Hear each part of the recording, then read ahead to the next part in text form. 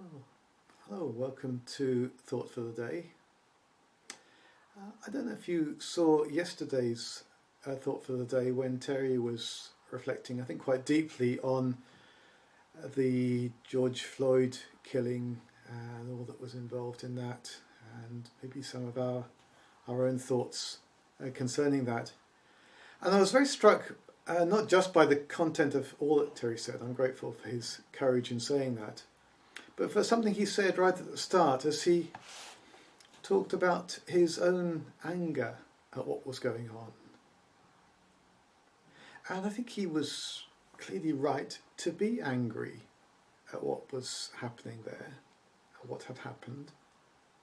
But he was right too to be very cautious about his own anger and to call us not to join in his anger, not to call us to anger, but to call us to action, an action of examining our own hearts, an action of thinking more deeply about it.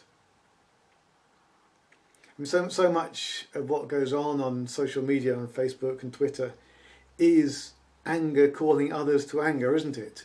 People see something bad and they feel they must join in and make themselves look good by joining in the anger and saying, I'm angry about that too, and so I must be good.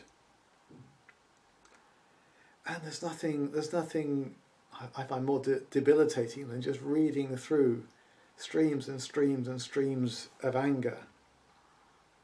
If you disagree with the thing they're angry about, it makes you want to react even more strongly, put it even more strongly. If you agree, you're kind of drawn in and wanting to feel the anger that other people feel. Or maybe sometimes wish you just had the ability to stand up and yell, stop! This anger isn't getting anywhere. Because anger actually has a much deeper purpose. It's not there to make us look good, say, I'm good because I'm angry about that. Anger has a deeper purpose. It's a deeper purpose to draw us to God. You see, anger isn't wrong in itself. Even Jesus was angry on occasions. One occasion, there was a man with a shriveled hand, a hand that wouldn't work. And Jesus knew he could make that hand better. And yet he was surrounded by religious leaders who were just waiting to find out whether he'd break a religious rule by doing it on the Sabbath. And Jesus looked around at them in anger, distressed, it says, at their stubborn hearts, that they couldn't have compassion for this man with the shriveled hand. And anger has that purpose for us of drawing us closer to God.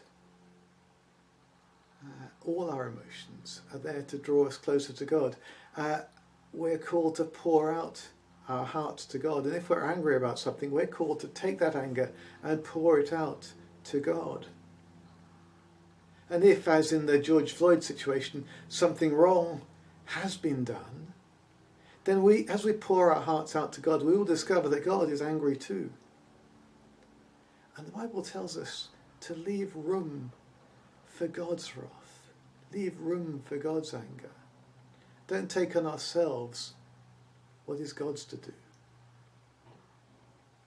And as we do that, as we pour out that anger to a God, a righteous God, who is angry too at the injustice and the greed and the deception that is in our world,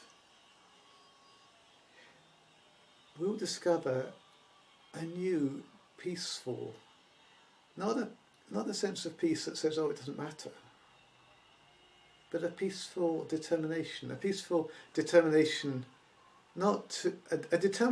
to take revenge, not to up the ante by shouting louder or doing something even more awful, but a peaceful determination to do what we can. The sorts of things Terry was talking about, examining our own hearts, speaking up when speaking up is called for, speaking up in ways that will be listened to do all we can.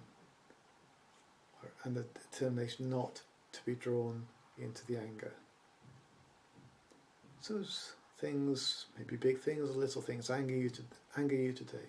Can I encourage you to pour out your hearts to God and discover that peaceful determination, not to take revenge, but to do all you can in the situation.